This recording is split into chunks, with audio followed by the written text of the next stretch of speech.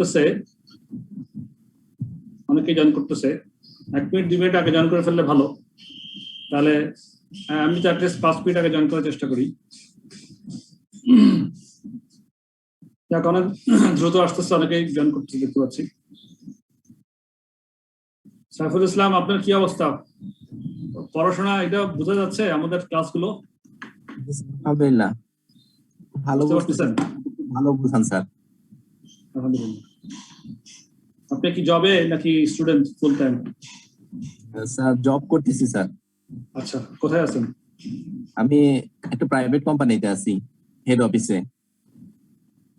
আচ্ছা, মানে সেকশন কি অ্যাকাউন্টস বা এই ধরনের কিছু কস্টিং টস্টিং কিছু রিলেটেড আছে নাকি?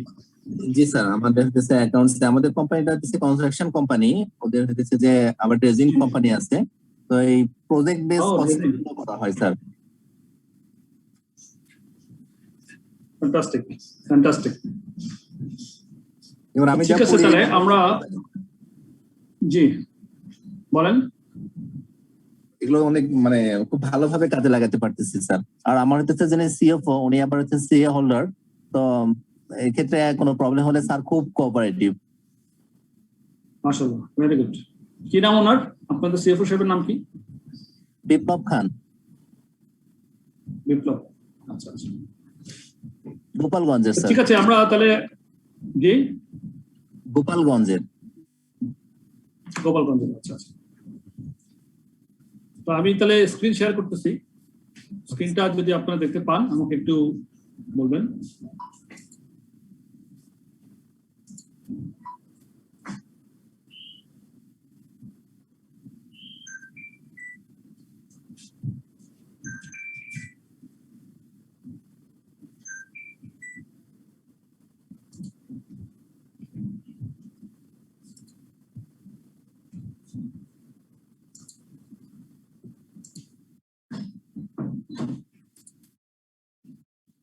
হ্যাঁ, স্ক্রিন তো শেয়ার করছি।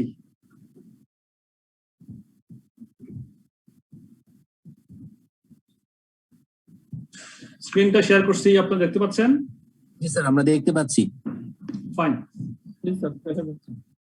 ওকে, থ্যাংক ইউ। তাহলে আমাদের ক্লাস আজকে শুরু করে দিই। বিসমিল্লাহির রহমানির রহিম। আমরা লাস্টে বিগত ক্লাস করছিলাম কোথায়?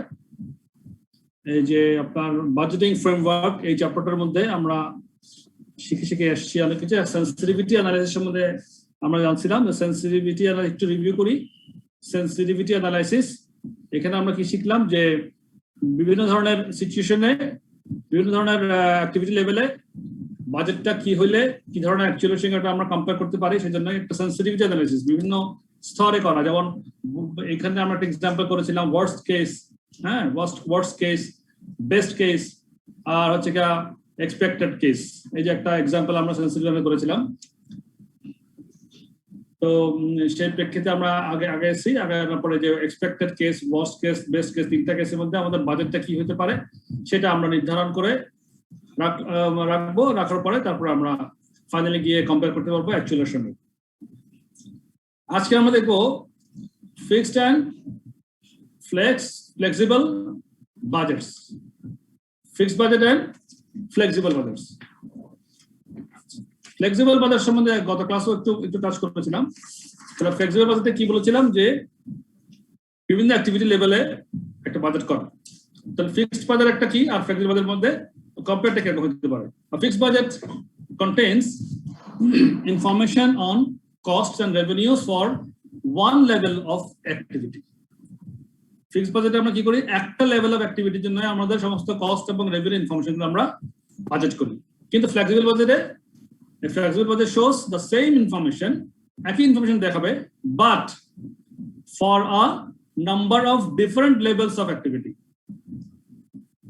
যেমন বিভিন্ন লেভেলের 80% লেভেলে কি হতে পারে, 70% লেভেলে কি অ্যাক্টিভিটি লেভেলে কি হতে পারে, 90% অ্যাক্টিভিটি কি হতে পারে, 100% লেভেলে অ্যাক্টিভিটিতে কি হতে পারে বাজেটটা, সেটাকে আমরা আগে থেকে প্ল্যান করে রাখি।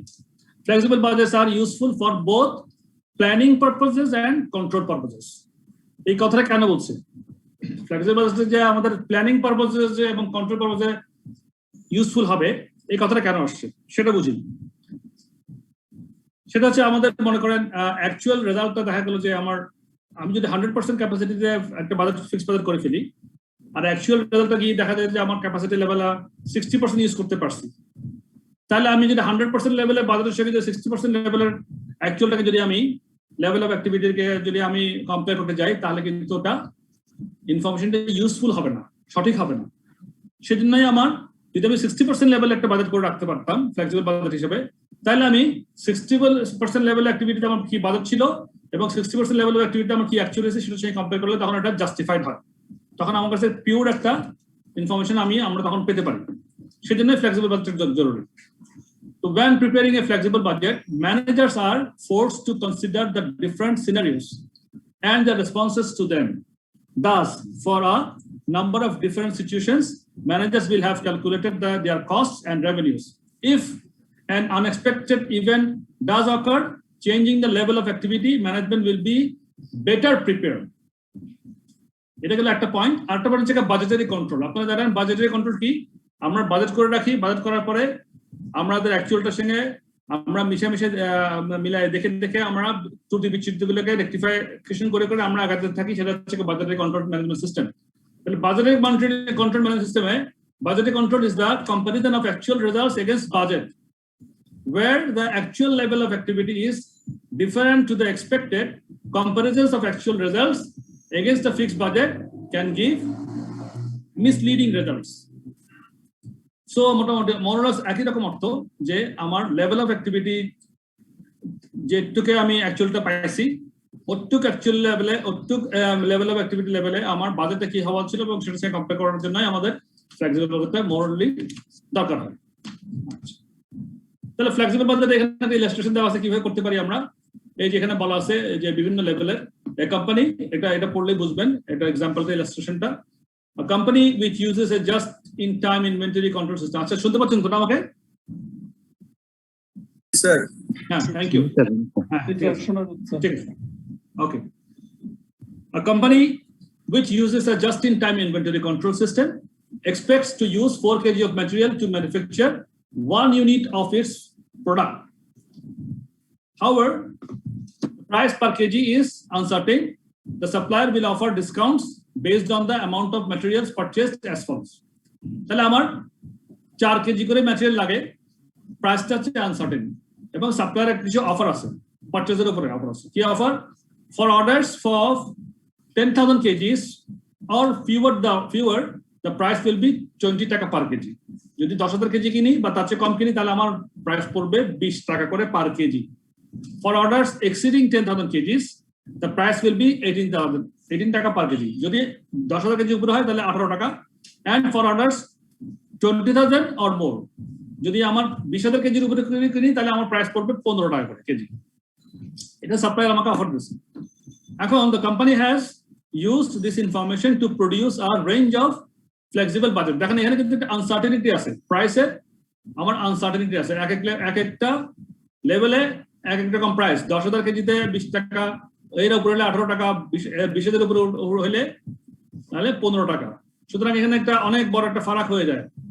সেই জন্যই আমরা করলাম কি তখন একটা ফ্লেক্সিবল বাজেট করলাম, যে কোন লেভেল অফ অ্যাক্টিভিটিতে আমাদের কি ধরনের অবস্থা হতে পারে সেটা বোঝার জন্য, আগে থেকে প্রিজাম্পশন করে রাখার জন্য, প্রিডিটারমাইন করে রাখার জন্য।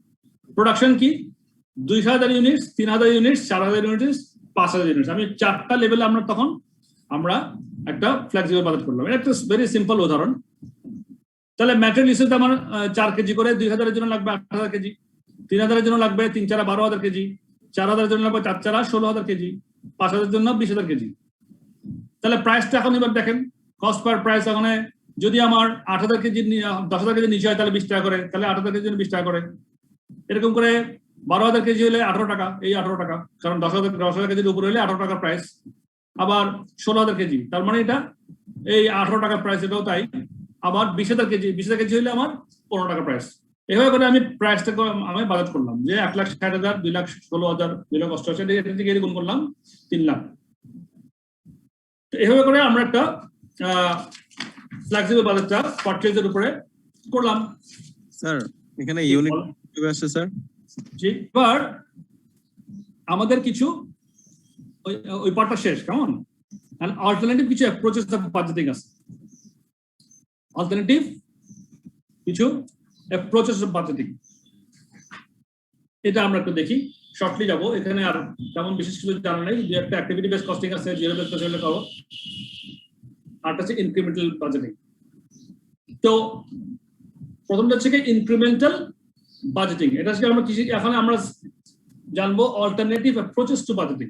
আমরা বাজেটিং এর একটা পার্ট কিন্তু পুরোটা উপরে যা শিখে ফেললাম, হ্যাঁ, এটা বাজেটিং এর পড়াশোনা আমাদের চ্যাপ্টার প্রথম থেকে এখানে আমরা শিখলাম। আর অল্টারনেটিভ কিছু অ্যাপ্রোচ আছে, সেগুলো আমাদের জানা থাকতে হবে। সেগুলো কি কি? সেগুলো কি?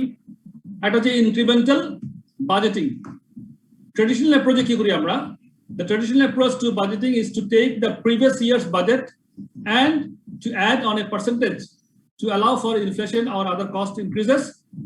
In addition, there may be other adjustments for specific items such as an extra worker or extra machine.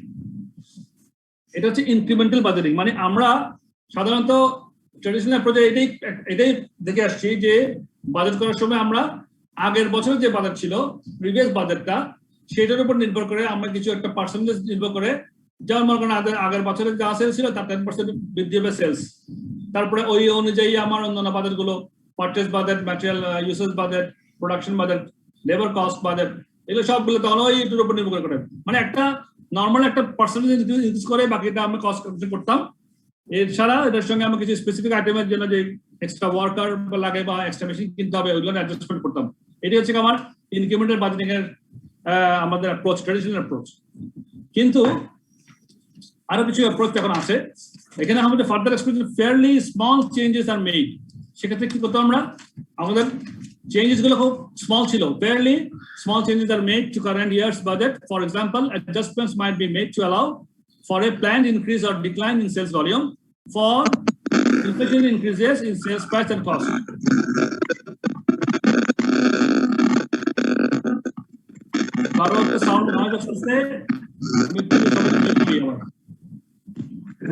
Lincoln, please.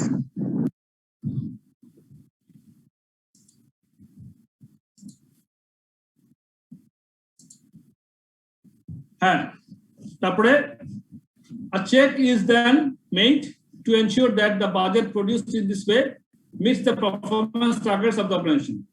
For example, the company might have a target of keeping the operating cost to sales ratio at less than say 60%. এগুলা হচ্ছে traditional approach আমরা যেভাবে করে আসছি। আচ্ছা, এটা advantage হচ্ছে simple, cheap, suitable, in stable environments and most practical. কিন্তু ডিসঅ্যাডভান্টেজ গুলো কি কি? আমাদের ট্রেডিশনাল অ্যাপ্রোচের ডিসঅ্যাডভান্টেজ গুলো কি? এটাই বরং মোর ফোকাস করা উচিত, আমাদের ডিসঅ্যাডভান্টেজ গুলো জানা উচিত বেশি। এটা হচ্ছে backward looking, builds on previous inefficiency. যদি আমার আগের বছরের বাজারে যদি আমার কোনো রকম ইনএফিসিয়েন্সি থেকে থাকে, তাহলে পরের বছর বাজারে যদি আমি শুধুমাত্র ইনক্রিমেন্টাল বেসিস যদি করি, তাহলে আমার এখানে প্রিভিয়াস ইনএফিসিয়েন্সি গুলো যদি থেকে যায়, সেটার উপরে আমি আবার নির্ভর করে আবার নতুন করে বাজেট করলাম, তাহলে ইনএফিসিয়েন্সি গুলো কন্টিনিউ করলো। doesn't remove waste or inefficiencies, একই রকম কথা প্রায়। unsuited to changing environments, targets are too easy, activities are not justified, encourages overspending. তাহলে আমি শুধু একটা লামসাম একটা 10%, 20%, 15% টাকাটা এনহ্যান্স করে গত বছর থেকে এনহ্যান্স করে এবছর করে ফেললাম, সেখানে কিন্তু আমাদের এই ধরনের ডিসঅ্যাডভান্টেজ গুলো হতে পারে। ফার্দার এক্সপেকটেশন গুলো একই রকম কথা এগুলো আলোচনা করছে, এগুলো আপনারা পড়বেন। এটা গেল আমার অ্যাক্টিভিটি, আমার ওই যে ইনক্রিমেন্টাল বেস বাজেটিং এর কিছু আমাদের ধারণা। দেন একটা হচ্ছে জিরো বেস বাজেটিং। এটা ইন্টারেস্টিং, এটা সাধারণত গভর্নমেন্ট অর্গানাইজেশনগুলোতে বেশি দেখা যায় জিরো বেসিক বাজেটটা। এটা কি জিনিস? Method of budgeting. এখানে আপনার আগের বাজেটগুলোর কোনো ধার ধারা নাই, আপনি নতুন করে একদম জিরো থেকে বাজেট করলেন প্রত্যেকবারই। এটা হচ্ছে জিরো বেস বাজেটিং। কথার মধ্যে উত্তর আছে জিরো বেসড বাজেটিং। তাহলে এই method of budgeting whereby all activities are re-evaluated each time a budget is formulated. Each functional budget starts with the assumptions that the function does not exist and is at zero cost. Increments of costs are compared with increments of benefits, culminating in the planned maximum benefit for a given budgeted cost. Zero-based budgeting is a radical alternative to incremental budgeting. In zero-based budgeting, all activities and costs are budgeted from scratch, money as zero base. For every activity, managers look at its cost and its purpose and consider whether there are alternative ways of doing it. Inessential activities and costs are identified and eliminated by removing them from next year's budget. তাহলে কি হয়, আমরা একদম zero থেকে শুরু করি, নতুন অ্যাপ্রোচে নতুন থিঙ্কিং নিয়ে যে বাজেটটা করি, সোজা কথা হচ্ছে সেটাই জিরো বেস বাজেটিং। হ্যাঁ, এখানে আগের ইয়ারের কোনো কিছু কম্পেয়ার না, একেবারে নতুন স্ট্যাটাস নিয়ে নতুন ভাবে চিন্তা করে নতুন প্ল্যানিং নিয়ে নতুন এনভায়রনমেন্টে আবার নতুন বাজেট করব জিরো স্ক্র্যাচ থেকে, সেটা হচ্ছে জিরো বেস বাজেটিং। এই জিরো বেস বাজেটিং মধ্যে কিছু কোশ্চেন করতে হয়, basic question. All activities are subjected to the most basic scrutiny and answers sought to such fundamental questions as, মানে আমরা তখন বাজেট জিরো বেস বাজেট করার সময় কি করব, কিছু কোশ্চেন মানে ব্রেন স্টর্মিং মতো কিছু কোশ্চেন আমরা নিজেদের মধ্যে আলোচনা করে তখন বাজেটিং করার জন্য আমরা আমাদের কাজে লাগাবো। যেমন should the activity be undertaken at all, যে অ্যাক্টিভিটিটা আমি করতে যাচ্ছি সেটাকে আসলে দরকার আছে কিনা, should the activity be undertaken at all. If the company undertakes the activity, how much should be done and how well should it be done? For example, should an economy or a deluxe service level to be provided? How should the activity be performed, in-house or subcontracted? How much would the various alternative levels of service and provision cost? So এই ধরনের বিভিন্ন question brainstorming question করে আমরা তখন zero base budget করার চেষ্টা করি। সেক্ষেত্রে আমরা এখানে আনসারগুলো খুঁজে পাই। In order to answer these questions, all existing and potential organizational activities must be described and evaluated in series of decision packages, giving the following 4 steps process of zero based budgeting exercise. তখন series of decision package গুলো সামনে হাজির হয় evaluation করার জন্য এবং সেটাকে evaluate করা হয়। সো একটা রিয়েল মানে আসল একটা বাজেট আসার জন্য আমাদের অনেকগুলো সিরিজ অফ প্যাকেজ থাকে সামনে। এটা যেমন মনে করেন প্ল্যান 1, প্ল্যান 2, প্ল্যান 3, কোন প্ল্যানটার মধ্যে যাব, এই ধরনের একটা বিষয়। সেক্ষেত্রে আমাদের কি হবে, ডিটারমাইন, তখন আমরা এক্সারসাইজ করি, the determine the activities that are to be used as the object of decision packages, the provision of home support or elderly or provision of catering specialists for the workforce, for example. Example দিচ্ছে and identify the manager responsible for each activity. So এই ধরনের অনেকগুলো example দিচ্ছে, just brainstorming কথা একই, এগুলা তেমন না পড়ি। আমাদের সময়টা একটু বাঁচাই, পরের দিকে আমাদের একটু ইম্পর্টেন্ট অঙ্ক যাবো ইনশাল্লাহ। তারপরে adoption of budget, zero base budgeting, এটা কোথায় হয় এটা একটু জানা দরকার আছে। Zero base budgeting has been adopted more widely in the public sector. আমি আগে বলেছিলাম যে আমরা more widely in the public sector মানে গভর্নমেন্ট লেভেলে then the private. Although examples of organizations regularly adopting a full zero based budgeting approach are rare. Full scale zero based budgeting is so resource intensive that critics claim that its advantages are outweighed by its implementation cost. এত বেশি cost যায় ওটা করতে, ওইটা তখন মানে resource incentive, so ওইটা অনেক এক্সপেন্সিভ হয়ে যায়। However, it is not necessary to apply zero based budgeting to the whole of an organization. Benefits can be gained from its application to specific areas. Specific এরিয়াতে আমরা zero base বাজেটটা করে কিছু benefit নিতে পারি। The whole organisation করতে গেলে আমাদের জন্য অনেক টাইম ওয়েস্ট হতে পারে, অনেক রিসোর্স ইনভলভ হতে পারে, অনেক কস্ট এক্সপেন্সিভ হয়ে যেতে পারে। সুতরাং ওটা আমরা অ্যাডাপশন করবো কি করবো না সেটা একটা বিষয় আছে। এখানে একটা ইলাস্ট্রেশন দিচ্ছে, এগুলো আপনারা পড়বেন, এগুলা পড়লে জাস্ট একই কথা, ইলাস্ট্রেশন দিয়ে বোঝা দিচ্ছে, আপনারা একটা পড়িয়েন। Advantage of zero base budgeting কি? Creates an environment that accepts change, better focus on goals, forward looking, improves resource utilization, better performance measures, focuses managers to examine activities. Our disadvantage কি? এটাই main focus করবে সবসময়, disadvantage গুলো বেশি শিখবেন। Time consuming, expensive, encourage short term terminism. Management may lose focus on the true cost drivers. Managers require new budgeting skills, can result in arbitrary decisions. So এটাই হচ্ছে মোটামুটি জিরো বেস বাজেটিং। আমরা নামাজে যাই, নামাজের জন্য একটা ব্রেক নিই, তারপরে আমরা আরেক জায়গায় যাবো, অ্যাক্টিভিটি বেস কস্টিং এ যাবো, বাজেট যাবো। তো ঠিক আছে, নামাজে ব্রেক নিচ্ছি। ঠিক আছে নামাজের ডকুমেন্টস Okay, sir. Okay. ঠিক আছে কটা বাজছে এখন 5:05 5. 7-8 মিনিটের মধ্যে আমি আসবো আপনারা চেষ্টা করেন আর কি হ্যাঁ Okay.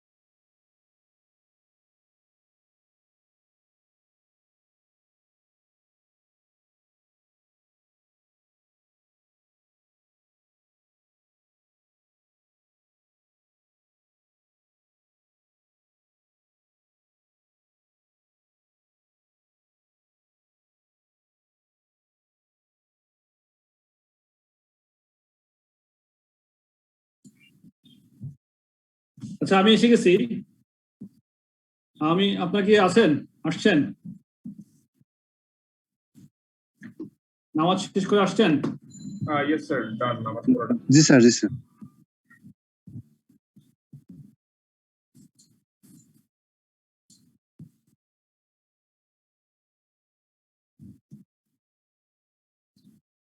এখানে চ্যাট বক্সে দেখতে পাচ্ছি একজন গ্যালাক্সি J5 2016।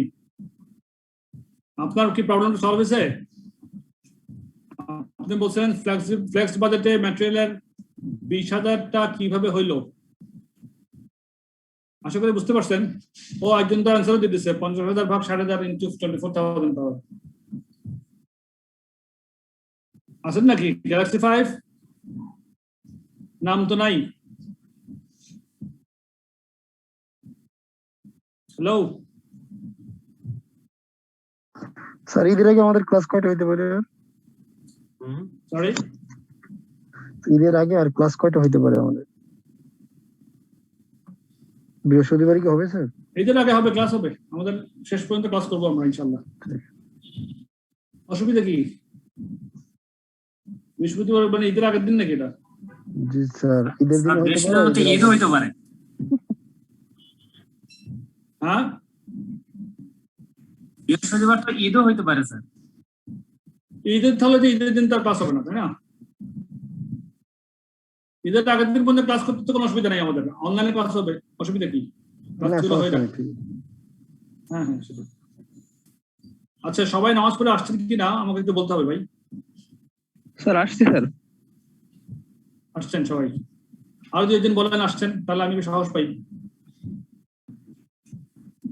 স্যার আসছি sir. Very good.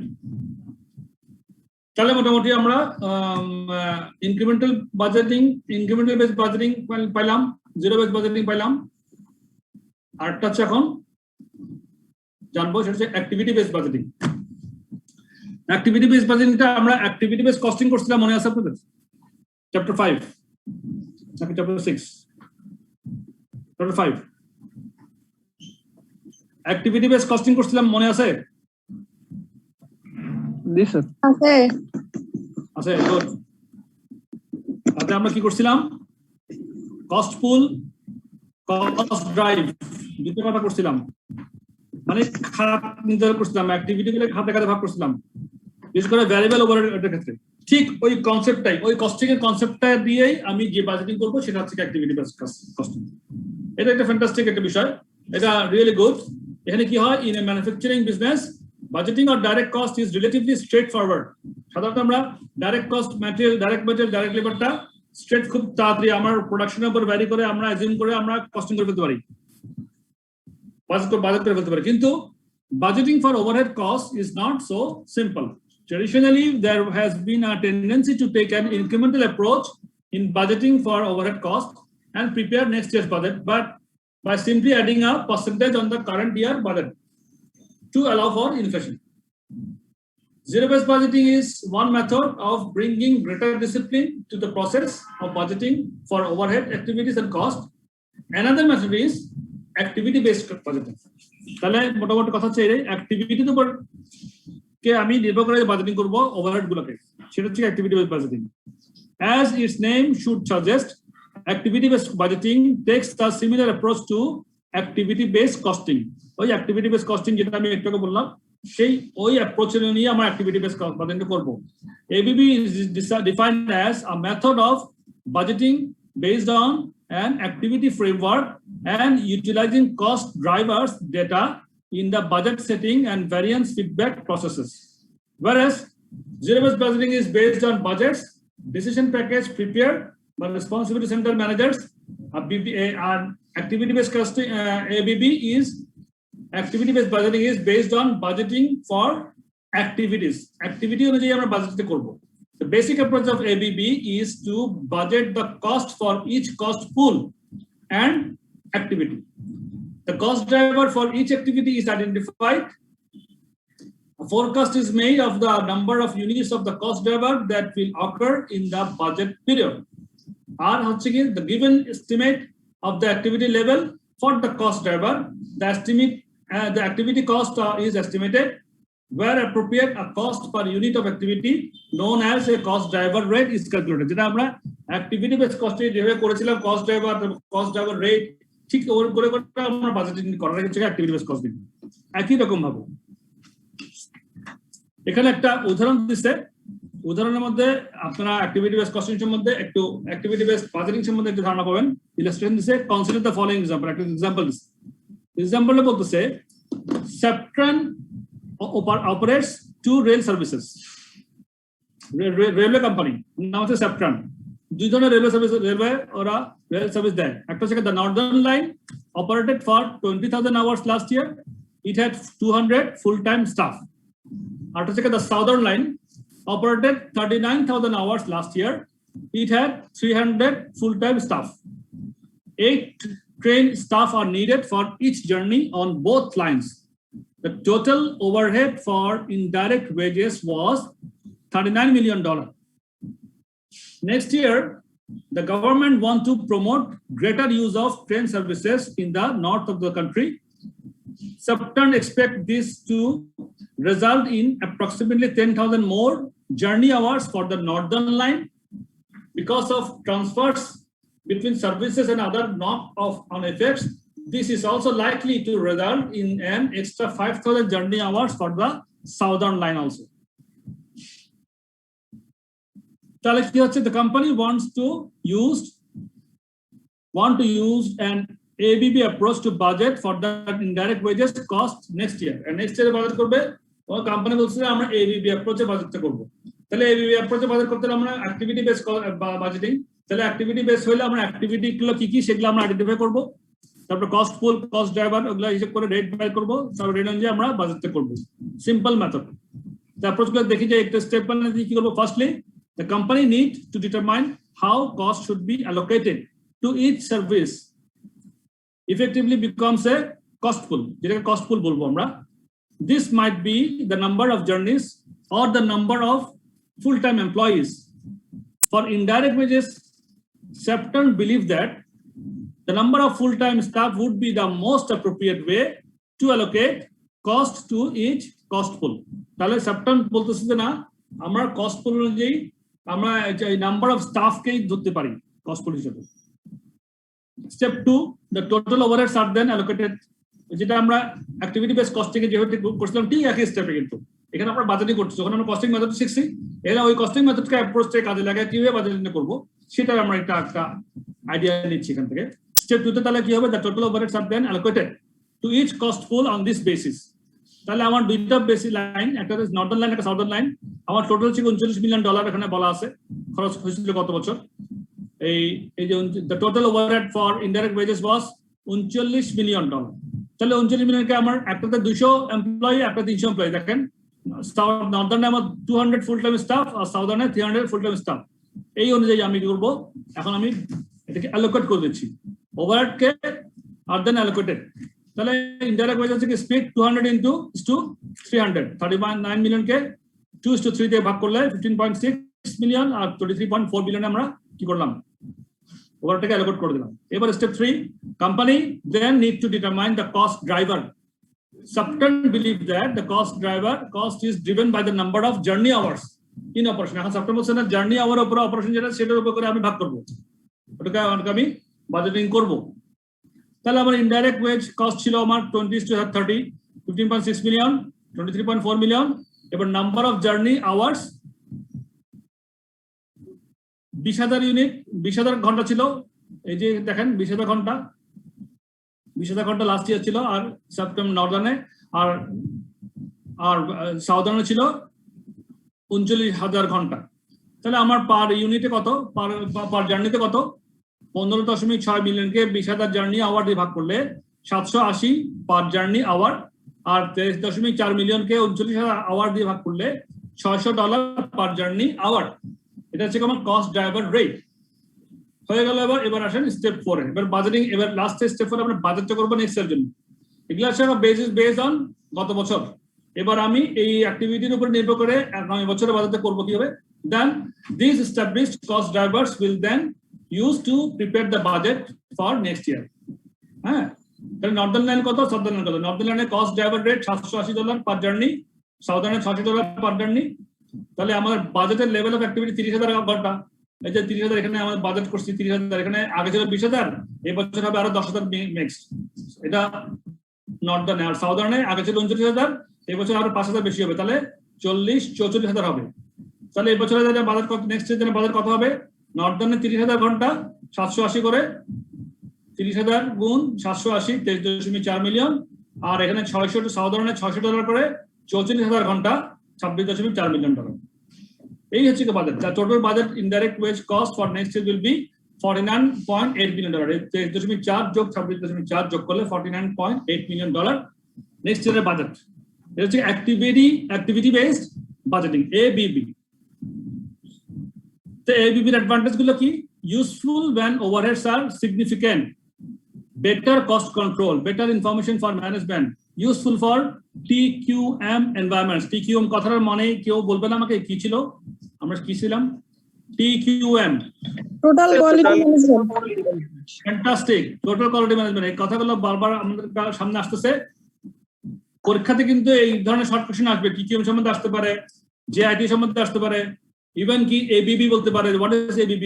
Activity base costing বলতে কি বোঝো, এটা আসতে পারে। জিরো বেস ZBB কি, জিরো বেস কস্টিং কস্টিং মানে কি বলতে পারে। দেখে activity base costing and zero base costing, zero base budgeting এর মধ্যে activity base budgeting, zero base budgeting, যেটার মধ্যে কি পার্থক্য আছে? বিভিন্ন ধরনের একটা শর্ট কোশ্চেন আসতে পারে, 2 মার্ক, 4 মার্ক, 5 মার্ক, 6 মার্ক আসতে পারে। তো এগুলা আপনাকে কিন্তু অল্প অল্প করে আপনার নোট ডাউন করবেন, আজকেই একটা ছোট করে লিখে রাখবেন, কনসেপ্ট গুলো লিখে রাখবেন, পরীক্ষাতে যেমন আসুক যেন লিখতে পারেন। তারপরে আসেন, এই গেল মোটামুটি আমাদের বিভিন্ন ধরনের বাজেটিং। চ্যাপ্টার শেষ, আমরা একটা অঙ্ক করবো এখন ইনশাআল্লাহ। চ্যাপ্টারের মধ্যে কি করলাম আগে দেখিনি আমরা এই চ্যাপ্টারের মধ্যে দ্য বাজেটিং ফ্রেমওয়ার্ক। এটার মধ্যে পারপাস অফ বাজেটিং কি ছিল? পারপাস অফ বাজেটিং আমরা কি জানতে পারছি? প্ল্যানিং, কন্ট্রোল, প্ল্যানিং করার জন্য, কন্ট্রোল করার জন্য, কোঅর্ডিনেশন করার জন্য, কমিউনিকেশন, মোটিভেশন, ইভ্যালুয়েশন, অথরাইজেশন, এগুলো হচ্ছে আমার পারপাসেস অফ বাজেটিং। এবার ফাংশনাল বাজেট আর মাস্টার বাজেটটা আমরা জানছিলাম। সেটা শুরু হয় কি দিয়ে? সেলস দিয়ে শুরু হয়। সেলস দিয়ে করতে পারলে তাহলে প্রোডাকশনটা, সেলস বাজেট করতে পারলে প্রোডাকশন বাজেটটা করা যায়। প্রোডাকশন বাজেট করতে পারলে ম্যাটেরিয়াল ইউসেজ বাজেট বুঝতে পারি, আমরা করতে পারি। ম্যাটেরিয়াল ইউসেজ বাজেট করতে পারলে ম্যাটেরিয়াল পারচেজ বাজেটটা করা যায়। তারপরে আমরা লেবার বাজেটটা করতে পারি প্রোডাকশন ইউনিটের উপর নির্ভর করে, ওভারহেডটাও প্রোডাকশনের উপর নির্ভর করে করতে পারি, অ্যাডমিন, ডিস্ট্রিবিউশন, ইনকাম, এগুলো করতে পারি। এগুলো সব করার পরে ইনকাম স্টেটমেন্টটা এগুলোর উপর বেস করে করতে পারি। ইনকাম স্টেটমেন্ট করার পরে যে প্রফিট হয় ওটা আবার ব্যালেন্স শিটে যায়, তখন ব্যালেন্স শিটের একটা বাজেট করতে পারি। আর সঙ্গে একটা ক্যাশ বাজেটও করতে হয়। ক্যাশ বাজেটের রিফ্লেকশনটা ব্যালেন্স শিটে থাকে। সো এই হলো মোটামুটি আমাদের core learning session of this company of this chapter is the middle part of this session. এই যে সেলস থেকে যে ফাংশনাল বাজেট, মাস্টার বাজেট, এগুলোকে আপনারা বেশি এমফাসাইজ করুন অঙ্ক করার জন্য। হ্যাঁ, আর এই যে উপরেরটা পারপাস অফ বাজেটিং এবং অল্টারনেটিভ অ্যাপ্রোচের বাজেটিং, incremental budgeting, ZBB and ABB, এগুলো শর্ট কোশ্চেন জন্য, থিওরিটিক্যাল জন্য আসার সম্ভাবনা খুবই বেশি থাকে। সুতরাং 2, 4, 5 মাস, 6 মাসে কিন্তু ম্যাটার্স। হ্যাঁ, সুন্দর মতো নোট করে রাখবেন এখনই, আজকেই, যাতে আমাদের কারণে ধরতে না হয়, পরীক্ষা রাখবেন ধরতে না হয়। এটা এখন একদম আজকেই করে ফেলবেন, ছোটখাটো নোট। ঠিক আছে? এই হচ্ছে কি মোটামুটি চ্যাপ্টার সামারি। তো আমরা আজকে একটা অঙ্ক করব, বা আমি অঙ্কটা বুঝাই দিব, আপনারা এই অঙ্কটা হাতে কলমে বাসায় প্র্যাকটিস করতে হবে। এই অঙ্কটা যদি করতে পারেন, এই অঙ্কটাতে পুরো চ্যাপ্টারটা কভার করবে। এই আমার মিডল পার্টটা অ্যাটলিস্ট পুরো কভার করবে, functional budget and master budget পুরো কভার করবে। সো লেটস সি আমাদের হাতে কত সময় আছে। 15-20 মিনিট সময় আছে। আমি অঙ্কটা বুঝাই দিই। অঙ্কটা কিন্তু সহজ, পুরো চ্যাপ্টারটা এখানে বাজেটিং পুরো বাজেট এখানে পাবেন, কিন্তু লেংদি আছে। তো আমি মনে আলোচনা করলে আপনার সুবিধা হবে। আমি আপনাদের সঙ্গে আসি নাকি নাই? কেউ কিছু বলছেন না? আছেন sir?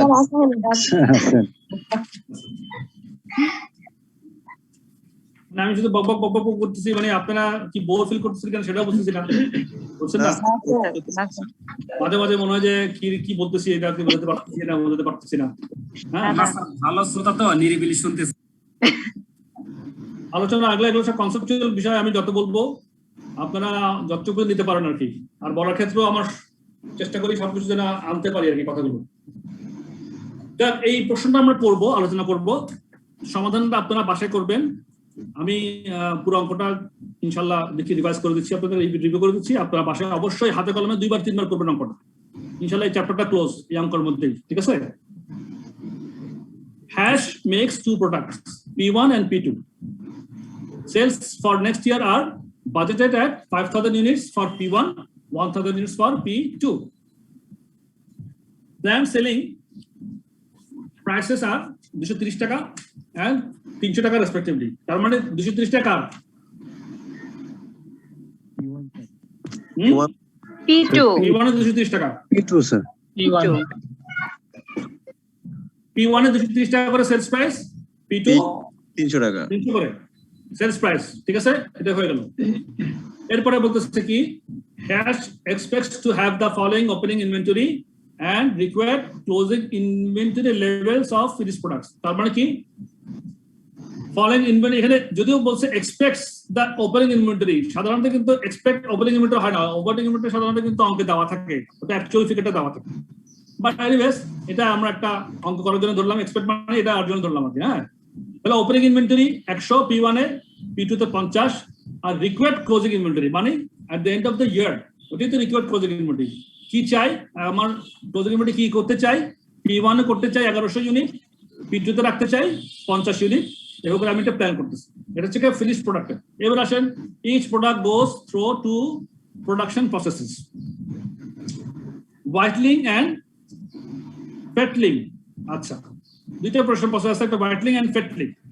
Budgeted production data for the products are as follows.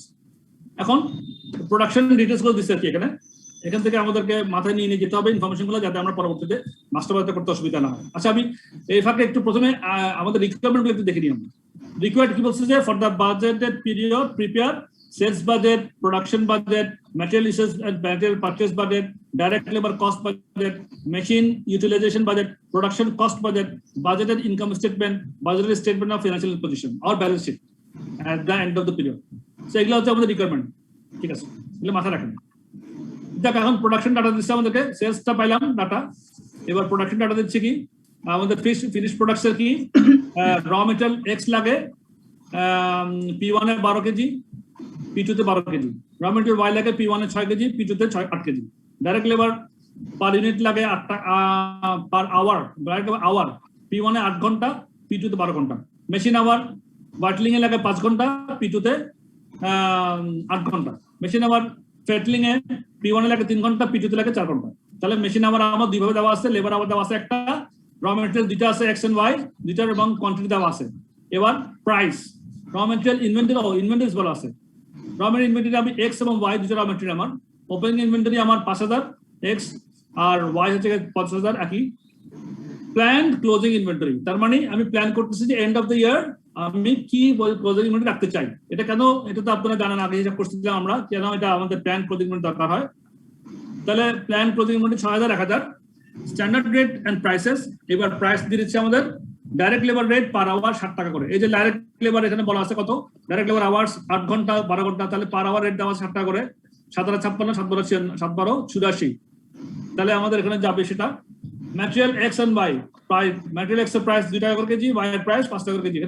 এখানে কিলো বলা আছে, তাহলে আমার পার ইউনিটে কত হবে এখানে হিসাব করতে হবে। কিন্তু দেখেন এক্স এ আমাদের 12 কিলো, তাহলে 5 টাকা 2 টাকা দিয়ে গুণ করে এগুলো আমরা কি করব, পার ইউনিট কষ্ট বের করতে হবে আমাদের।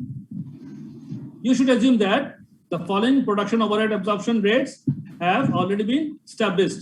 তাহলে একটা প্রোডাকশন ওভারহেড রেট একটা দিছে নিচে, প্রোডাকশন ওভারহেড অ্যাবজর্পশন রেট গুলো কি variable $1 per direct labour hour. তাহলে আমার প্রোডাকশন ওভারহেড ভ্যারিয়েবলটা নির্ভর করছে ডাইরেক্ট লেবার আওয়ারের উপরে, যত ডাইরেক্ট লেবার আওয়ার তত আওয়ারের কে ভ্যারিয়েবল 1 টাকা দিয়ে গুণ করলে আমি ভ্যারিয়েবল প্রোডাকশন ওভারহেডটা পাবো, আর ফিক্সডটা 8 টাকা পার ডাইরেক্ট লেবার আওয়ার। এই যে পার ডাইরেক্ট লেবার আওয়ার যে আছে ওই হিসেবে 8 টাকা যে ফিক্সডটাকে হিসাব করব।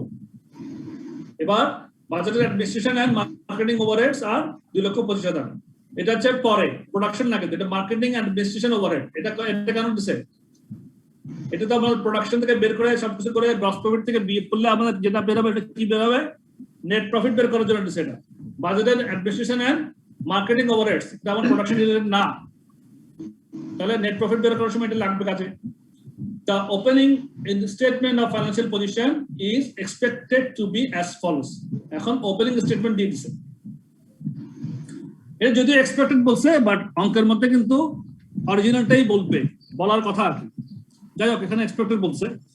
তাহলে এটা opening statement, balance sheet statement, financial position, non current assets মানে ফিক্সড অ্যাসেটস, নন কারেন্ট মানে ফিক্সড অ্যাসেটস 9,50,000, ইনভেন্টরি, তারপরে trade receivables, cash, trade payables, short term liabilities দিছে।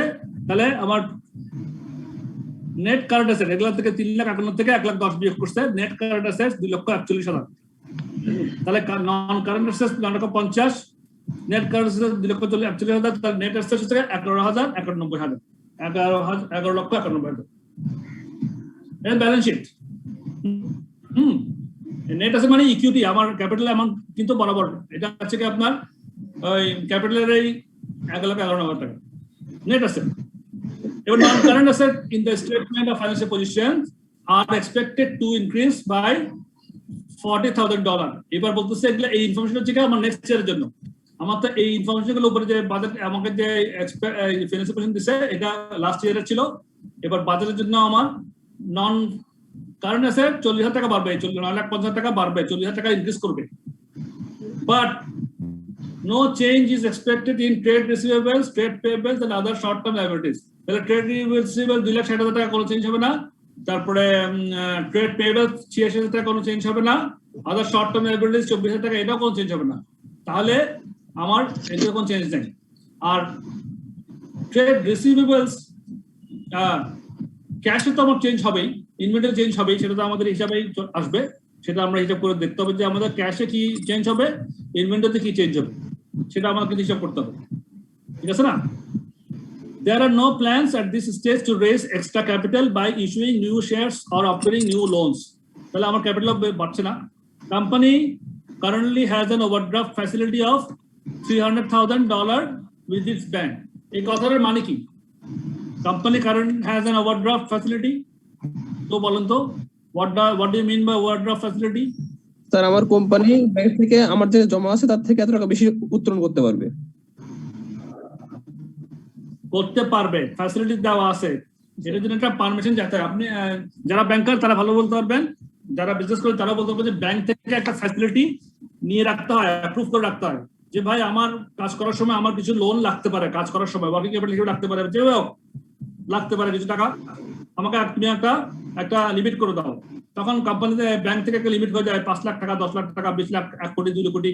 হ্যাঁ, অতটুকু টাকা পর্যন্ত ব্যাংক থেকে সে যে কোনো সময় লোনটা উইদাউট এনি পারমিশন সে ব্যাংক থেকে যে কোনো সময় লোনটা নিতে পারবে। কাগজ চেক দিয়ে ফেলতে পারবে, সে ব্যাংক দোকান থেকে ওটা তার লিমিট থাকলে ব্যাংক ওই টাকাটা পে করে দেবে। ওটাকে বলা হয় ওভারড্রাফট ফ্যাসিলিটি। এই টাকাটা এখানে এটা তার লিমিট অফ ব্যাংক, ওভারড্রাফট ব্যাংকের সঙ্গে 3 লাখ টাকা একটা ফ্যাসিলিটি আসতো। এর একটা হিন্টস দিল এখানে যে আপনার একটা ওভারড্রাফট হতে পারে, বুঝছেন? এখন রিকোয়ারমেন্ট চলে যায় সেলস বাজেট, প্রোডাকশন বাজেট চলে যায়। তাহলে আমরা এটা করি। আমাদের এবার বলেন, এবার আমার কোশ্চেন আপনার সবার কাছে, মাস্টার বাজেট করার সময় আমি প্রথমে কোন বাজেটটা করতে হয়? Sales budget. ফ্যান্টাস্টিক।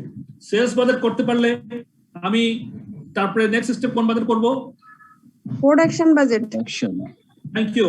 তাহলে দেখেন এখানে সিরিয়ালি যা আছে তাই কিন্তু হচ্ছে। দেখেন প্রথমে আমাদেরকে বলছে এতে সেলস বাজেট করেন, সেলস বাজেট করতে পারি, তখন আমি প্রোডাকশন বাজেট ইন ইউনিটটা অটোমেটিক করতে পারবো।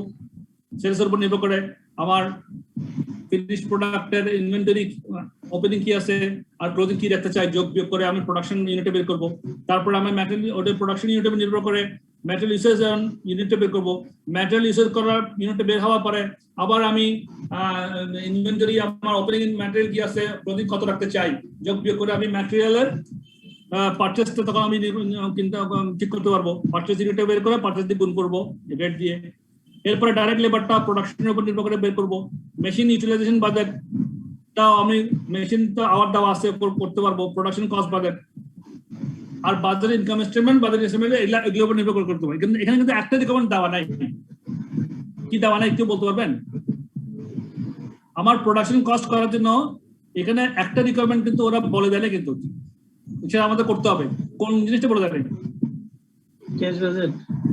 নাও প্রোডাকশন কস্ট করার জন্য ক্যাশ বাজেট কি? Master budget. So direct labor maybe. একটা ভ্যারিয়েবল একটা কম্পোনেন্ট বলো নাই, আর একটু ইজি করে দিলাম। আমার এখানে ডাইরেক্ট ম্যাটেরিয়াল কথা বলছে, ওভারহেড ডাইরেক্ট লেবার কথা বলছে। Production overhead budget. ফ্যান্টাস্টিক, ওভারহেডের কথা বলে নাই, এই কথাই শুনতে যাচ্ছিলাম। Thank you very much. এখানে কিন্তু ভ্যারিয়েবলের যদি আমরা ভ্যারিয়েবল প্রোডাকশনের যদি হিসাবটা বাইর না করি, তাহলে কি আমরা টোটাল কস্ট অফ প্রোডাকশনটা বের করতে পারবো? না স্যার, পারবো না। সো এখানে যদিও ভ্যারিয়েবল কথা বলা নাই, কিন্তু আমাদেরকে বের করে নিতে হবে। কেন? কস্ট অফ প্রোডাকশনটাকে ফুলফিল করার জন্য, বের করার জন্য, তাই তো? জি সেটা স্যার। মাথায় রাখবেন। আচ্ছা, তাহলে এবার চলে আসেন আপনারা মুখে মুখে বলে একটু। তাহলে আমরা সেলস তো এখানে বলা আছে, তাই না? সেলস এর আমার কত হবে? P1 কত হবে? হ্যাঁ, সেলস এর কত? P1 কত? 5000 ইউনিট। 5000 গুণ 230। 5000 গুণ 230, রাইট। তাহলে কত হয়? 11,50,000। 11,50,000। কেউ যদি ফলো করতে না পারেন আমাকে অবশ্যই বলবেন, আমি পুরোটা করে দেবো না, আমি কনসেপ্টটা দিয়ে দিব, আপনারা বাসায় বসে করতে পারবেন। কেমন? কঠিন কিছু না।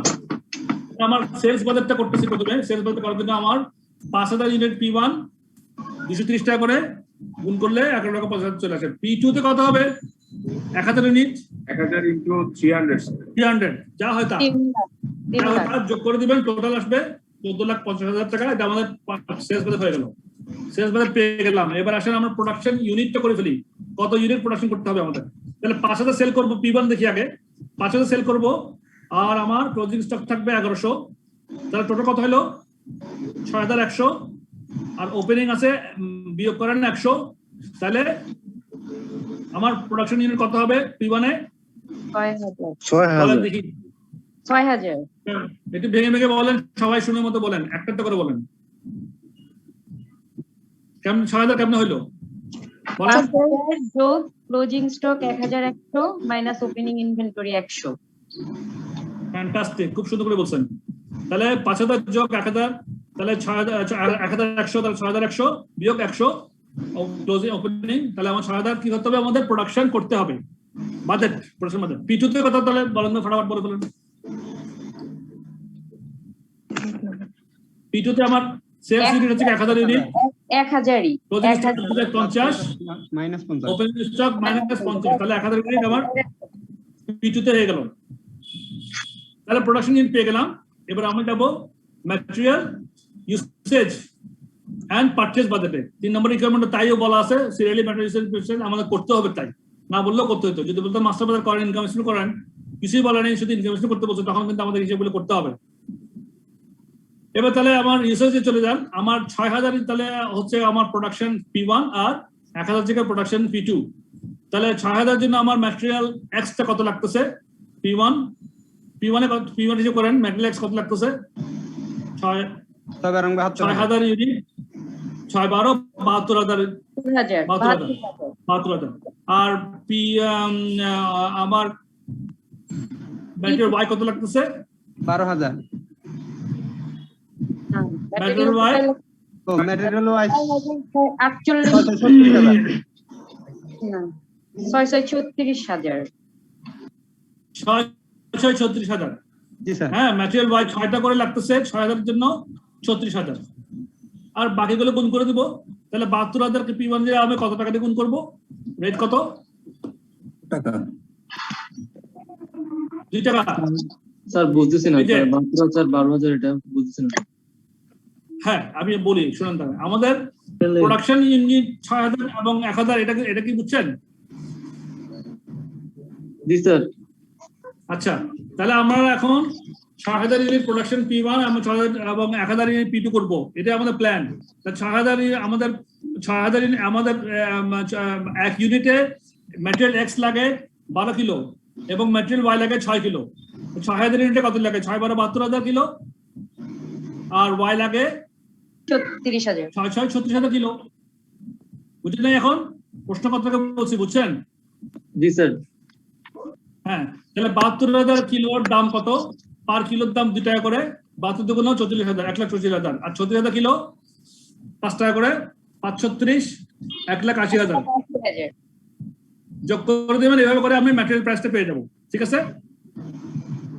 ম্যাটেরিয়াল প্রাইস পেয়ে গেলাম, ইউসেজটাও পেয়ে গেলাম। দুইটারই ইউসেজ আমরা এক্স এবং ওয়াই এভাবে বের করে আমরা ম্যাটেরিয়াল এবং ইউসেজ এবং বাজেট এবং করে ফেলবো। এরপর আসেন ডাইরেক্ট লেবারটা কিভাবে করবো। ডাইরেক্ট লেবার করতে গিয়ে আমাদের ডাইরেক্ট লেবার আওয়ার কত আছে, এখানে 8 ঘন্টা P1 লাগে, 12 ঘন্টা লাগে P2 তে। তাহলে 8 ঘন্টা লাগে 1 ইউনিটে, 6000 ইউনিটে কত ঘন্টা লাগবে? 48,000 আওয়ার। 8000 টাকা। আর P2 তে 12 ঘন্টা করে 1000 ইউনিটের জন্য 12,000। 12,000। বাস, তাহলে রেট দিয়ে গুণ করে ফেলবেন, আমার লেবার কস্টটা বেড়ে আসবে। এরপর ভ্যারিয়েবল ওভারহেডটা যেটা প্রশ্নে করতে বলা হয় নাই কিন্তু করতে হবে প্রোডাকশন কস্ট, টোটাল প্রোডাকশন কস্টটা বের করার জন্য। তাহলে ভ্যারিয়েবল ওভারহেড কথা রেট বলা আছে এখানে, আমার ডাইরেক্ট লেবারের উপর নির্ভর করবে। হ্যাঁ, যে 48,000 উপরে আমার per hour variable production overhead rates variable $1 per direct labour hour. তাহলে 48,000 জন্য 48,000 টাকা একটা গুণ করলে, আর ওই 8 টাকা দিয়ে গুণ করলে ফিক্সড বের হবে যা হয় তা। 48 ইন্টু 8 টাকা কত হয়? 48,000 ইন্টু 8, 3,84,000 টাকা ফিক্সড। আর 48,000 ইন্টু ভ্যারিয়েবলটা হচ্ছে 1, 48,000। হ্যাঁ, তো যোগ করলে যা হয়, তাহলে প্রোডাক্ট 1 এর জন্য কত, প্রোডাক্ট 2 এর জন্য কত বের করে ফেলবো সেভাবে একইভাবে দোনোটার জন্য বের করে ফেলবো। হয়ে গেল? তাহলে আমাদের ডাইরেক্ট লেবার, আমরা ম্যাটেরিয়াল কস্ট বের করলাম, ডাইরেক্ট লেবার কস্ট বের করলাম, প্রোডাকশন ওভার কস্ট বের করলাম। এবার বলতেছে মেশিন আওয়ার। মেশিন আওয়ার কত এখানে বলা আছে, মেশিন আওয়ার কত এখানে, মেশিন আওয়ারের জন্য এই যে এখানে বলা আছে মেশিন আওয়ার হোয়াইটলিং 5 ঘন্টা 8 ঘন্টা, মেশিন আওয়ার ফেটলিং 3 ঘন্টা 4 ঘন্টা। তাহলে 5 ঘন্টা যদি 1 ইউনিটের জন্য হয় 6,000 এর জন্য 530,000 ঘন্টা। হ্যাঁ, জি। আর 1000 এর জন্য এটা 1000, এটাও তাই 48,000। সরি, এটা হবে আপনার এটা 8 ঘন্টা করে, 8 ঘন্টা করে 8,000। না, মেশিন আওয়ার ফেটলিং 3 ঘন্টা করে 6,000 জন্য 18 ঘন্টা 18,000। 18,000। জি। আর 4 ঘন্টা করে 4 ঘন্টা করে 1000 এর জন্য 4,000। 4,000। টোটাল ফেটলিং কত, টোটাল ফেটলিং কত বের করে ফেলবেন, দেখাই দিবেন। এরপর আসলে প্রোডাকশন কস্ট বাদা, প্রোডাকশনের মধ্যে যা যা প্রোডাকশনের যে direct material cost, direct labour cost, variable overhead cost, fixed production cost যা বের করছি আমরা তখন বসে বসে সবগুলো যোগ করবেন, তাহলে টোটাল প্রোডাকশন কস্টটা বের হয়ে গেল। টোটাল প্রোডাকশন কস্ট বের হওয়ার পরে ওইটাকে পার ইউনিট নিয়ে আসবেন, ওই P1 টাকে 6,000 দিয়ে ভাগ করবেন, তাহলে পার ইউনিট P1 এর দাম বাড়বেন, আর P2 টোটাল প্রোডাকশনকে 1,000 দিয়ে ভাগ করলে পার ইউনিটে বের হয়ে আসবে। তো সেক্ষেত্রে যা হয় তা আর কি। এরপর আসেন বাজেটের ইনকাম স্টেটমেন্ট। আমি সেক্ষেত্রে এর পর্যন্ত ঠিক আছে হিসাবটা। এবার আপনাকে আমি ডাইরেক্ট ইনকাম স্টেটমেন্ট নিয়ে যাই, আমার মনে হয় সেটা ভালো হবে।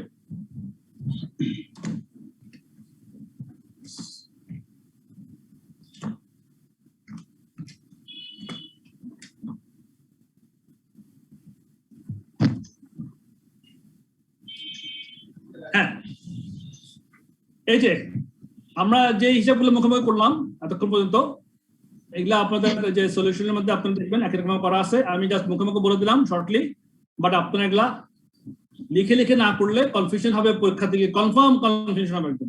সুতরাং এটা প্র্যাকটিস করবে 2 থেকে 3 বার, তাহলে কনফিউশন থাকবে না। একদম সহজ জিনিস, easy, but you need to have year practice in at your home. Otherwise পরীক্ষা গিয়ে কিন্তু একদম শিওর একদম খুবই কনফিউশনে পড়ে দেবেন সহজ হওয়া সত্ত্বেও। এর বাজারের ইনকাম স্টেটমেন্ট কিভাবে করবো আমরা? বাজারের ইনকাম স্টেটমেন্ট দেখেন, এখানে প্রথমে আমরা ওপেনিং স্টক ক্লোজিং স্টকটা আগে হিসাব করে ফেলবো। কস্ট পার ইউনিট আমাদের 1 লাখ, এই যে প্রোডাকশন কস্ট 1,182 এবং 256 বেড়েছে প্রোডাকশন কস্ট পার ইউনিট। এই যে প্রোডাকশন কস্ট যা লাস্ট যেটা করলাম, আমার P1 এ 182, P2 তে 256। তাহলে বাজারের ইনকাম স্টেটমেন্টে গিয়ে আমরা প্রথমে এগুলা লিখে ফেলবো 182, 256। এবার ওপেনিং ইনভেন্টরি আমার 100 এবং 1100, ক্লোজিং তাহলে 182 করে 1100, 100 দিয়ে গুণ করলাম 1820। যেহেতু আমাদের এখানে আগের কোনো ডেটা নাই ওপেনিং ইনভেন্টরি সম্বন্ধে, আমরা যে প্রোডাকশন কস্টটাকে 182 বের করছি বা 256 বের করছি, এটাকে আমরা ওপেনিং ইনভেন্টরিতে আমরা ধরে ফেলবো, যেহেতু কোনো ডাটা নেই। ডাটা থাকলে ওপেনিং ইনভেন্টরি ডাটা থাকবে তাই ধরতাম, কিন্তু যেহেতু ডাটা নেই সেহেতু আমরা এই কস্টিং এটা এখন ধরবো আর কি।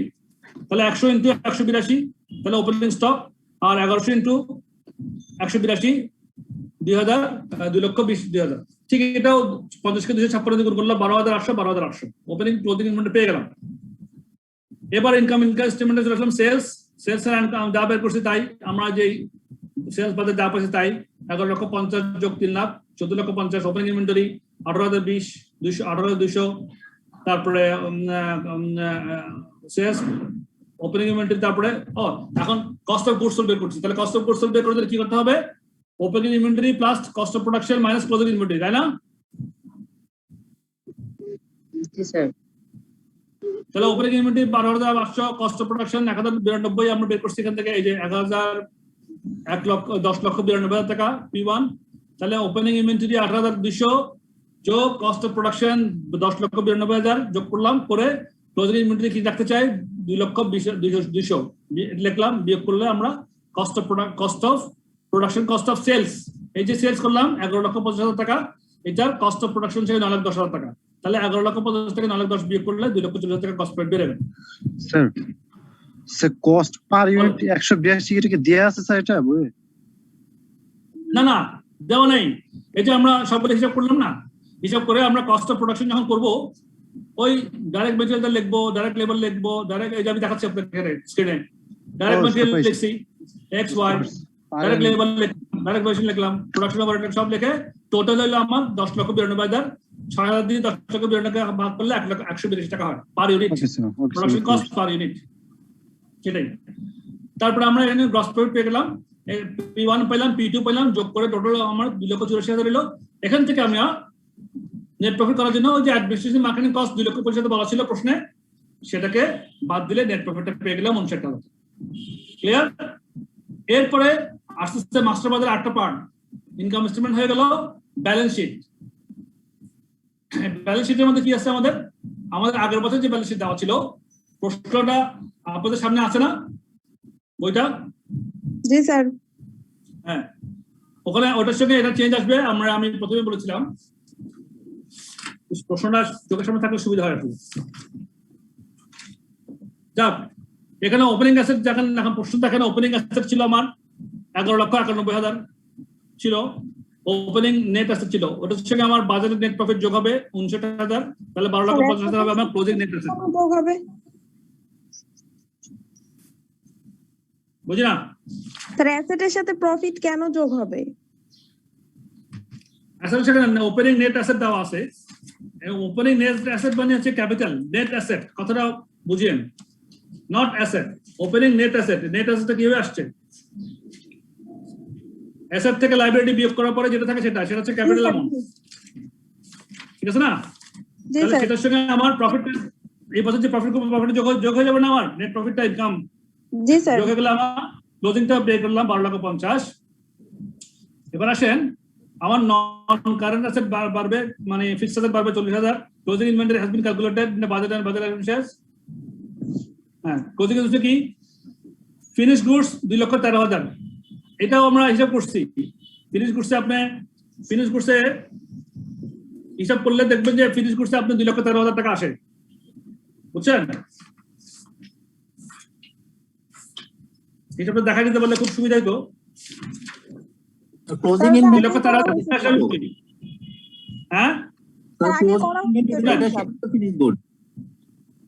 আমার ক্লোজিং ফিক্সড, আমি একটু বলে দিই, ফিক্সড ফিনিশ গুডস হচ্ছে আমার করতে গিয়ে ওটা আমরা আগে করছি ইনকাম স্টেটমেন্ট করার সময় করছি।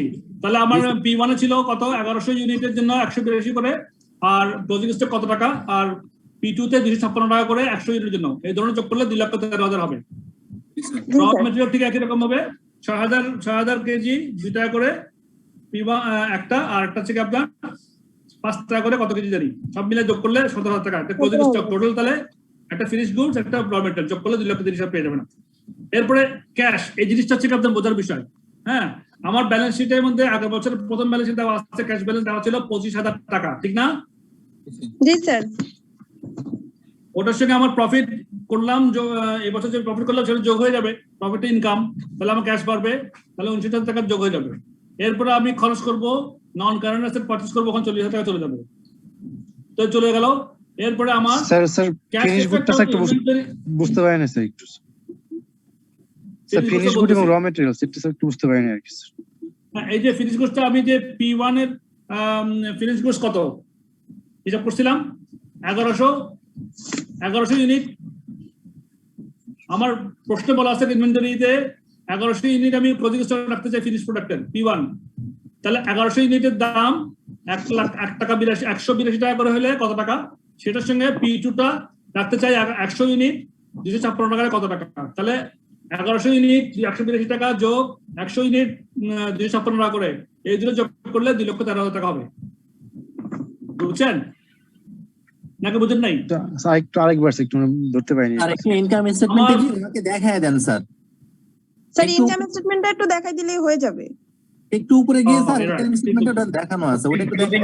Inventory type, total closing inventory এটাতেই এখানে দেখেন টোটাল ক্লোজিং ইনভেন্টরি কত রাখতে চাই 1100 না, এই যে product 1 P1 closing inventory 1100 P1 আর P2 তে 50।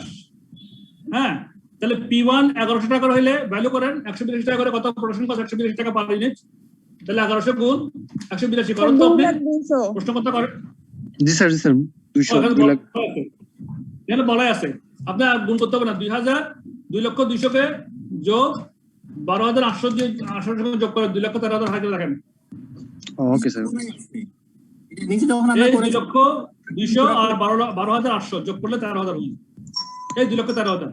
হ্যাঁ, র মেটেরিয়ালের ক্ষেত্রে হিসাব করলে 17,000 টাকা পাবেন। আচ্ছা এখানে আসেন, তাহলে আমার তাহলে ক্যাশটা কিভাবে অ্যাডজাস্ট করতে? ওপেনিং ব্যালেন্স 25,000 টাকা যোগ প্রফিট 59,000 টাকা, তারপরে পারচেজ অফ নন কারেন্ট বিয়োগ করলাম 40,000 টাকা। Cash effect on inventory increase, আমার ওপেনিং এবং closing inventory, opening inventory closing inventory কত টাকা বাড়লো, সেটাই হচ্ছে আমার ক্যাশটা আমার চলে যাবে টাকাটা আমার থেকে, সেজন্য ওটা আমার মাইনাস। যেমন আমার ক্লোজিং ইনভেন্টরি হয়ে যাবে এখন টোটাল 2,30,000 টাকা, ওপেনিং ইনভেন্টরি প্রশ্ন দেওয়া আছে 66,000 টাকা, তাহলে 2,30,000 থেকে 66,000 টাকা বিয়োগ করেন কত হয় স্যার? 1,64,000 বরাবর, ঠিক আছে? তাহলে এটা cash effect on inventory increase, 1,60,000 টাকা এই টাকাটা আমার থেকে চলে যাবে, সুতরাং ক্যাশ কমে যাবে, সুতরাং মাইনাস করে দিলে, তাহলে মাইনাস করে দিলে আমার দেখা যাচ্ছে পরে আমার টোটালি গিয়ে আমার মাইনাস ফিগার হচ্ছে যোগ বিয়োগ করলে 1,20,000 টাকা, তাহলে এটা আমার ক্যাশ টাকা কিন্তু ব্যালেন্স নাই, 1,20,000 টাকা আমার লোন করতে হবে। ওই যে প্রশ্নটা বলা ছিল আমার ওভারড্রাফট ফ্যাসিলিটি আছে 3 লক্ষ টাকা, প্রশ্নে বলা ছিল মনে আছে? জি স্যার। ওই যে ক্লোজিং ব্যালেন্স ওভারড্রাফট এই জন্যই বলা ছিল প্রশ্নে, হিটসে দেওয়া ছিল, বুঝছেন? তাহলে আমার ক্লোজিং ব্যালেন্স 1,20,000 টাকা ওভারড্রাফট হবে, তাহলে আমার 3 লাখের উপরে আসতো তাহলে কি হতো? তাহলে তো আমি ব্যাংক থেকে পারমিশন নিয়ে করতে হতো। হ্যাঁ, ব্যাংক থেকে পারমিশন আমার নাম আছে 3 লাখ পর্যন্ত, যদি 3 লাখের বেশি তাহলে ব্যাংকে আমাকে অ্যাপ্লাই করতে হচ্ছে, আমাকে একটু লোনটা ফ্যাসিলিটি বাড়া দেন। জি স্যার। কিন্তু অঙ্কের ক্ষেত্রে এরকম তো আপনাকে ওই গাড়াগালা ফেলবে না, আপনাকে দেখবে যে আপনি বেসিক জিনিসটা অঙ্কটা বুঝে বুঝে করতে পারতেছেন কিনা, তাই না? সুতরাং ওইটা আপনার এখন মাথা আরেকটা অসুবিধা। হ্যাঁ, এবার দেখেন তাহলে ব্যালেন্স শিটে এসে গেছে এখানে closing statement of financial position assuming no dividend payments. আরেকবার একটু বলুন প্লিজ।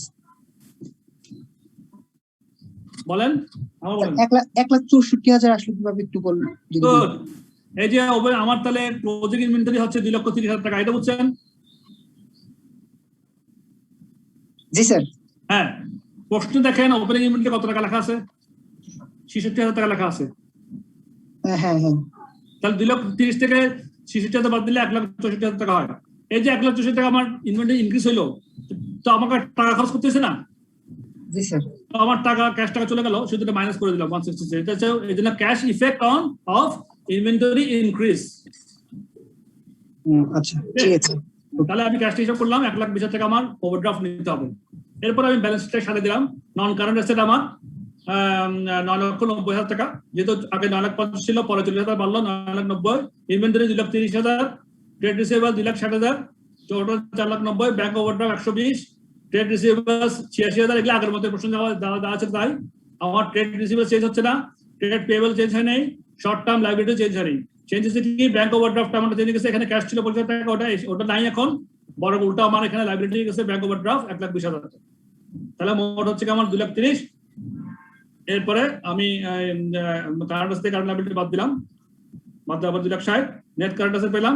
তাহলে net current asset non current asset net current যোগ করলে আমার নেট অ্যাসেট মানে ক্যাপিটাল অ্যামাউন্ট 12,50,000 টাকা পেলাম। দিস ইজ দা আপনার কি বলে balance sheet financial statement, and this budget is for the entire year For control purposes, the budget should be analyzed as much greater detail. A sales and production budget will be prepared for each control period, typically each month or for each quarter. So, আপনারা কি কোনো প্রশ্ন করবেন এই বিষয়ে? Sir আমার একটা question. হ্যাঁ বলেন। সলিউশনের ওই পিতে স্যার প্রোডাকশন বাজেটে এখানে স্যার ক্লোজিং ইনভেন্টরি জায়গায় স্যার ট্রেড পেয়েবল লেখা আছে কেন স্যার এটা ঠিক বুঝতে পারলাম না। ক্লোজিং মানে sir production budget the number রিকোয়ারমেন্টে স্যার ওখানে সেলস বাজেট থেকে স্যার ওই ক্লোজিং ইনভেন্টরিটা যোগ করলাম, করার পরে স্যার ওপেনিংটা বাদ দিব না স্যার? মানে স্যার বি নাম্বার কোনটা কোন মানে প্রোডাকশনে জি স্যার প্রোডাকশন বাজেট প্রোডাকশনে জি স্যার প্রোডাকশন হ্যাঁ এই বাজেটে জি স্যার এখানে স্যার এই ওপেনিং না দিয়ে স্যার কি ট্রেড পেয়েবল লিখছে স্যার? এটা ট্রেড পেয়েবলটা স্যার আমি ঠিক না এই কথাটা ভুল। ট্রেড পেয়েবল হবে না, এটা ক্লোজিং ইনভেন্টরি হবে। Closing inventory you are right, এই কথাটা ভুল আছে এখানে। এটা ক্লোজিং ইনভেন্টরি করেন আপনি স্যার। ওপেনিং হবে ক্লোজিং না তো ওপেনিং ইনভেন্টরি স্যার। এটা ওপেনিং ইনভেন্টরি হবে, যে সেলস বাজেট সঙ্গে প্ল্যান ক্লোজিং ইনভেন্টরি যোগ করার পরে 6100 বিয়োগ এটা ট্রেড পেয়েবল কথাটা ভুল, এটা প্রিন্টিং মিস্টেক শিওর একদম। এখানে আপনি ওপেনিং ইনভেন্টরি লিখবেন 100। জি স্যার থ্যাংক ইউ স্যার। এই বইতে মাঝে মাঝে কথা ভুল আছে বুঝছেন, মাঝে মাঝে এই বইতে কথা ভুল পাবেন আপনারা। আগেও কয়েকটা ভুল আমি বলেছিলাম, এটাও একটা ভুল, এটা আপনারা ঠিক করে নেন। ট্রেড পেয়েবলস হবে না, এটা হবে কি ওপেনিং ইনভেন্টরি হবে। হ্যাঁ তো বাস তাহলে ওটা ঠিক করে নেন, এটা ট্রেড পেয়েবলস হবে না। আচ্ছা এই অঙ্কটা আপনারা হাতে কলমে মিনিমাম 2 বার করবেন, আরো বেশি পারলে করবেন।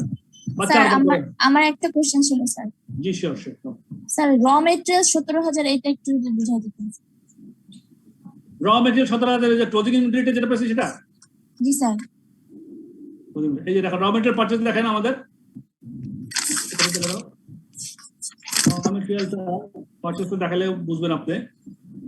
এই দেখেন প্ল্যান র মেটেরিয়াল ক্লোজিং ইনভেন্টরি 17000 টাকা এখানে পাইছি আমরা। ন্যাচারাল রিসোর্স বাজার এখানে পাইছি দেখেন 12000 টাকা পি এক্স 5000 টাকা ওয়াই ক্লোজিং ইনভেন্টরি। প্ল্যান 6000 টাকা 6000 ইউনিটের আমার র মেটেরিয়াল ক্লোজিং থাকে এক্স এর 2 টাকা করে 12000 টাকা, আর ওয়াই এর ক্লোজিং ইনভেন্টরি থেকে ম্যাটেরিয়াল ওয়াই ম্যাটেরিয়াল 1000 ইউনিট 5 টাকা করে 5000 টাকা, তাহলে 12000 যোগ 5000 17000 টাকা র মেটেরিয়াল ক্লোজিং ইনভেন্টরি। স্যার বুঝতে পারছি, থ্যাংক ইউ স্যার। জি থ্যাংক ইউ। এখন আপনারা এই অঙ্কটা যদি 2-3 বার হাতে কলমে করেন, কনসেপ্টটা ক্লিয়ার থাকবে, মাথায় ঢুকে যাবে এবং প্র্যাকটিসটা বুঝবেন যে কিভাবে করতে হবে শর্ট খুব তাড়াতাড়ি। এই অঙ্কগুলো খুব লেন্দি হয়, অ্যান্সার করতে করতে সময় অনেক চলে যায়। সো ওই চান্সটা দিয়ে না, আপনারা বাসায় এটাকে প্র্যাকটিস করেন। একদম সহজ জিনিস, যত প্র্যাকটিস করবেন তত আপনাদের জন্য এটা মানে ভালো হবে।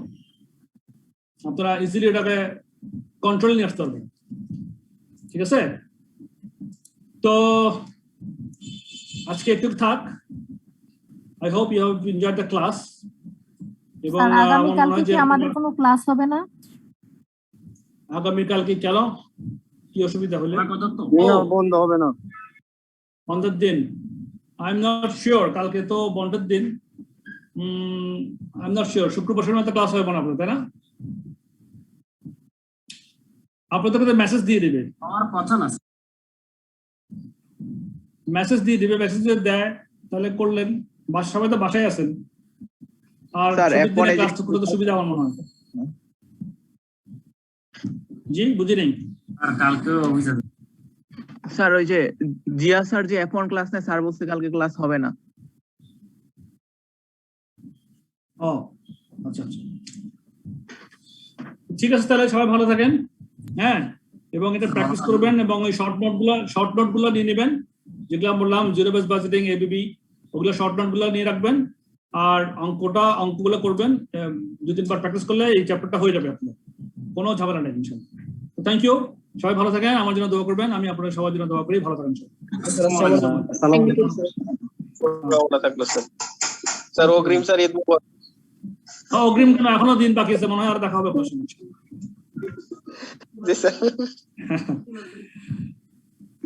ঠিক আছে, তাহলে ভালো থাকেন সবাই। নমস্কার স্যার।